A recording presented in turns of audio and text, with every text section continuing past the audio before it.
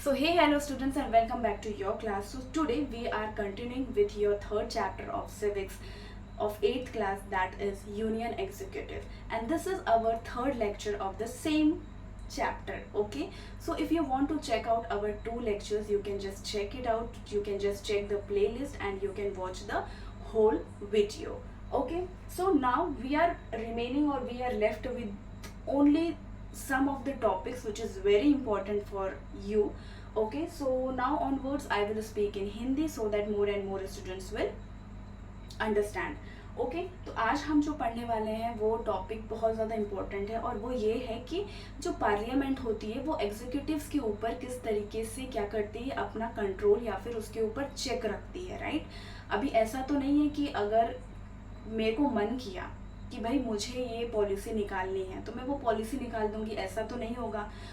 मुझे मेरे ऊपर भी क्या होगा, बहुत सारे लोग होंगे जो मेरे ऊपर भी क्या करेंगे, कंट्रोल करेंगे. अगर आपके स्कूल में भी आपने देखा होगा, आपके स्कूल में टीचर होती है. राइट, टीचर के ऊपर भी बहुत ज़्यादा कंट्रोल होता है, यानी कि चेक होता है कि भाई ये टीचर अच्छे से पढ़ा तो रहा है, कुछ गलत तो नहीं पढ़ा रहा है. तो उसको चेक करने के लिए स्कूल में कौन होती है, प्रिंसिपल होगी या फिर जो आपके सीनियर टीचर होंगे वो होते हैं. तो ठीक वैसे ही क्या होता है कि पार्लियामेंट में भी ये जो एग्जीक्यूटिव्स होते हैं, अब आपको ये बता दो एग्जीक्यूटिव्स कौन होते हैं, काउंसिल ऑफ मिनिस्टर्स होते हैं. तो काउंसिल ऑफ मिनिस्टर्स के ऊपर भी चेक करने के लिए, कंट्रोल करने के लिए बहुत सारे क्या होते हैं, प्रोसीजर होते हैं, रूल्स होते हैं कि उसको किस तरीके से हम कंट्रोल कर सकते हैं.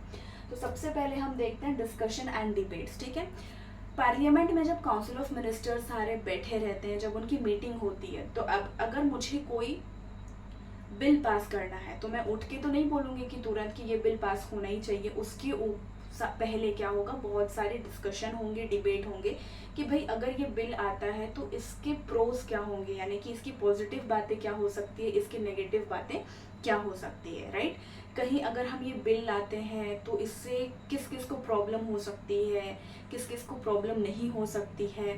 तो ये सारे डिस्कशन होते हैं, डिबेट्स होते हैं और उसके बाद ही कोई बिल या किसी एक पर्टिकुलर डिसीजन पे आया जाता है. ठीक है, सेकेंड हो जाता है आपका क्वेश्चन आर. अब देखो सिंपल सा फंडा है, क्वेश्चन आर आपको समझना है, क्वेश्चन करना. ठीक है, अभी मैं आप लोगों को क्या कर रही हूँ, आई एम टीचिंग यू, मैं आपको लोगों को पढ़ा रही हूँ. तो बाद में क्या होगा, आप लोग मुझसे क्वेश्चन करोगे और जब आप क्वेश्चन कर रहे हो, राइट, तो मेरा ये काम, मेरी ये रिस्पॉन्सिबिलिटी होगी कि मैं आपको ऐसा आंसर दूं कि जो सेटिस्फाइड हो. ठीक है, जो टॉपिक से रिलेटेड हो. ऐसा नहीं कि अगर मैं आपने मुझे ए के बारे में पूछा है तो मैं आपको जेड के बारे में बता रही हूँ. तो क्या होता है, सपोज एक एग्जाम, ठीक वैसे ही क्या होता है कि पार्लियामेंट में भी अगर कोई, सपोज मैं किसी मुद्दे को लेकर के वहाँ पे पार्लियामेंट में बात कर रही हूँ, राइट, तो जो अपोजिशन वाला पार्टी होगा वो मुझसे अगेन क्वेश्चन करेगा कि मैम अगर ऐसा हुआ तो ऐसा भी तो हो सकता है. तो मुझे सामने वाले को, मतलब जो अपोजिशन पार्टी जिसने मुझसे क्वेश्चन किया हुआ है, उसको मुझे सेटिस्फैक्ट्री आंसर देना ही पड़ेगा. तो यानी कि क्वेश्चन आर यानी कि क्वेश्चनिंग करेगा. ठीक है, उसके बाद 0 आवर होता है. ठीक है, 0 आवर का मतलब आपको ये जान लेना है कि ठीक है 0 आवर मतलब भाई 12 बजे हैं. जब दोपहर के 12 बजते हैं तो पार्लियामेंट में क्या होता है, डिस्कशन होता है. बट डिस्कशन तो चल रहा होता है, बट वो कौन से टॉपिक पे होता है, इम्पोर्टेंस ऑफ मतलब जो पब्लिक से रिलेटेड टॉपिक होता है, यानी कि जो बहुत ज़्यादा पब्लिक के लेकर के इम्पोर्टेंट होता है, पब्लिक को लेकर के वो डिस्कशन होता है. ठीक है, अब आ जाता है no confidence motion. No confidence motion क्या होता है कि सिंपल सा मैं आपको फंडा बताती हूँ. नो कॉन्फिडेंस मोशन, जैसे कि अभी पार्लियामेंट में काउंसिल ऑफ मिनिस्टर्स बैठे हुए हैं, बीजेपी के भी एंड लोकसभा के भी. ठीक है, अब जो लोकसभा यानी कि जो अपोजिशन पार्टी है, जो अभी आप कह सकते हैं कि जो अभी गवर्नमेंट नहीं है. ठीक है, अभी गवर्नमेंट कौन सी नहीं है, कांग्रेस. तो कांग्रेस क्या बोलेगा पता है कि मुझे बीजेपी के ऊपर भी कॉन्फिडेंस नहीं है, ये मेजोरिटी नहीं बना रहे हैं. तो क्या होगा, जब ये कांग्रेस वाले बोल देंगे या फिर अपोजिशन जो पार्टी होगी, ठीक है, जैसे कि भाई मुझे ये बीजेपी के ऊपर भरोसा नहीं है, ठीक है, तो उनको क्या करना पड़ेगा, प्राइम मिनिस्टर की जो पोस्ट है उससे रिजाइन करना पड़ेगा. And at the same time जो काउंसिल ऑफ मिनिस्टर्स वहाँ पे पार्लियामेंट में प्रेजेंट है उनको भी रिजाइन करना पड़ता है.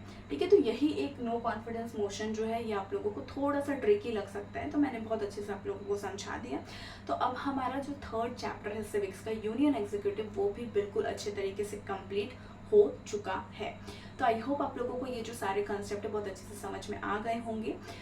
और अगर आप लोगों ने ये वीडियो देख लिया तो अपने जो आपके बेंचमेट हो सकते हैं, जो आपके फ्रेंड्स हो सकते हैं, उनको शेयर ज़रूर करिए। तब तक के लिए श्री शिवाय नमस्तुभ्यम।